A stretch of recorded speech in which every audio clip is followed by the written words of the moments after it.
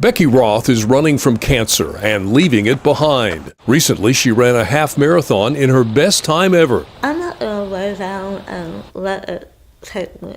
I'm going to fight with every cell in my body. 7 years ago, Becky's dentist noticed a spot on her tongue.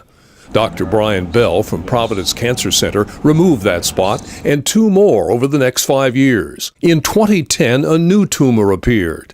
This time, the biopsy was positive for oral cancer.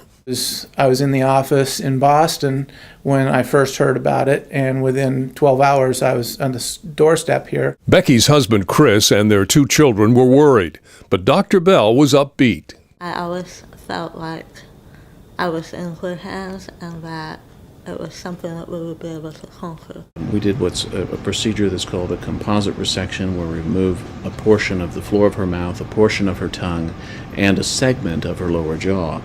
For her surgeries, 10 inches of bone had to be harvested from both her left and right fibula to reconstruct her jaw. Her orthopedic surgeon said she'd never run again. Well, so I thought, I'm going to prove you wrong. And that was much of my motivation. Told the cancer was gone, Becky went home to run. As you can see, she doesn't run alone. Those are just a few members of a huge community support group. It includes staff at Eddyville Elementary, where she helps teach autistic children. Everyone there is wearing a bracelet for Becky. The painful swelling in her mouth and jaw, though, didn't go away. In May of last year, cancer caught up with her again. The cancer came back, and it came back with a vengeance. This time, it scared her normally stoic teenage son. The second time through, he will be upset with me for telling you this, but he cried. And for him to do that affected me very, very much. He doesn't cry. Last June, Becky underwent a series of 4 major operations.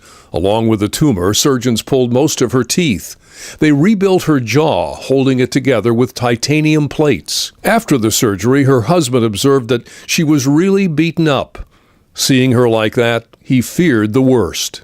All I needed to see was her eyes, and her eyes showed me that she was still there. I actually saw it in life that a positive attitude does help with physical healing. Cancer-free now for 1 year, Becky is inspiring others in the Relay for Life. She knows her cancer could come back. It already did once.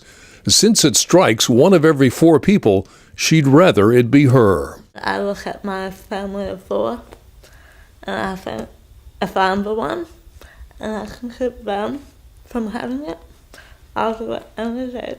Dr. Bell calls Becky the most courageous patient he's ever known.